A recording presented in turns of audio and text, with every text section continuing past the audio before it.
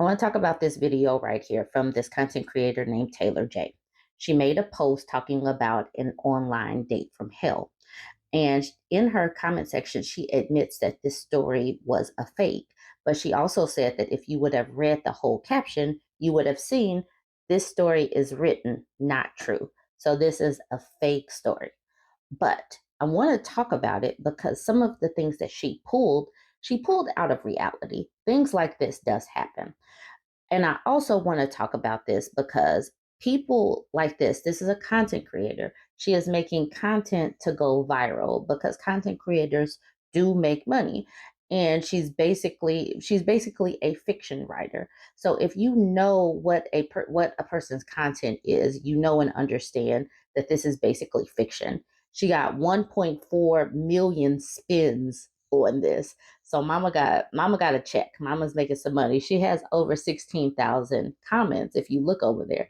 So she's getting a lot of engagement from this. Other content creators have made content based on this video, and they didn't know that it was fake. They didn't know it was a script, and that is okay. You can still learn lessons in fake stories. You can still learn lessons in fiction because online dating is real, sex trafficking is real, women ignoring red flags and intuition is real.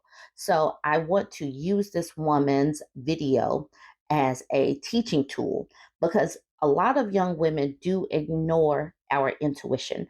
And I want women to step away from that and use these examples. Like, let's use this as a role play and what not to do. Because a lot of the times, and I'm going to be completely honest, a lot of the times we don't get training. We get just thrown out into the dating market. We don't have anyone bringing us up on game that some of these MFers play. No, you don't let a man that you met off the internet pick you up at your home. Yes, you meet in a public place in your own car with your own money and capacity to get away. No, you don't ignore your intuition. If you're ever uncomfortable, you walk away from the situation because you have your own car. So I just want to use this as a teaching tool, despite the fact that we know that it is a work of fiction and you don't have to go over to Taylor J's video and engage if you don't want to engage in a work of fiction. All right, if you're on TikTok, I'm going to tag the creator that was talking about the red flags that were waving. And if you are one of my YouTube subscribers, I'm using this next video for fair use because we are talking about social issues that impact women. All right, let's get into it. This video, if you haven't seen it on your For You page, is an entire lesson of what happens when you ignore red flags. Clearly. Happened to me. So a while ago, I met this dude through Facebook.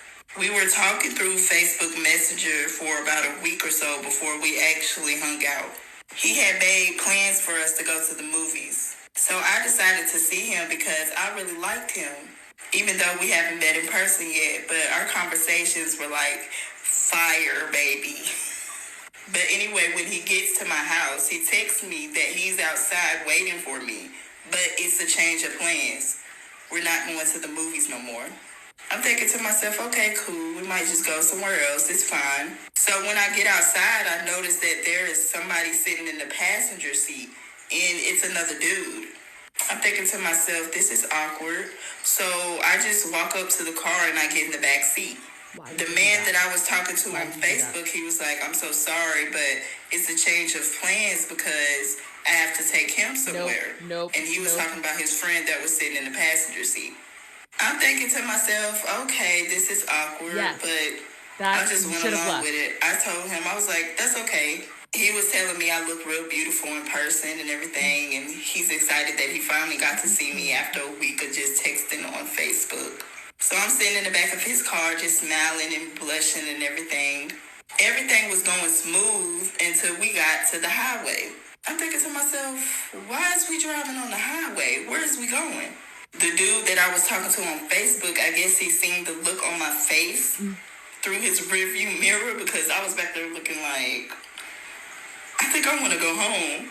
He said, he looked at me and he said, don't worry, I'm just dropping him off at his house. No. And he lives like 30 minutes away. No. I said, okay. She then goes on to say she ends up at the guy's house.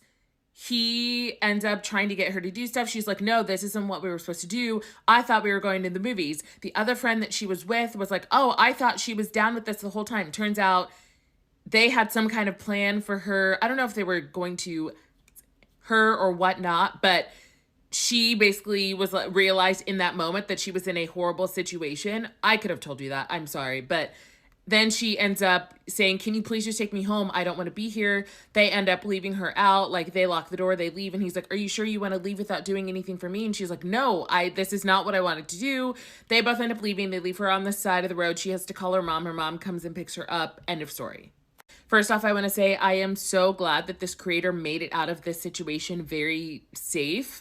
And it could have ended up so horribly. And I'm very glad that she didn't and that she made it home in one piece.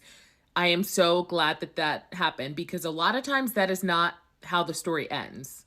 With that being said, ladies, please never be so desperate for a man's attention that you're willing to overlook this many red flags. Where's the red flag guy when you need it? He would have been waving the red flag so high because every minute I listened in this story, I could have said, why did you do that?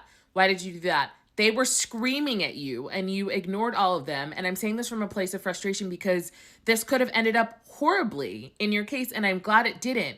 But this is the lesson in why you need to not be so googly-eyed for someone's attention that you're willing to overlook red flags and potentially put yourself in a dangerous situation.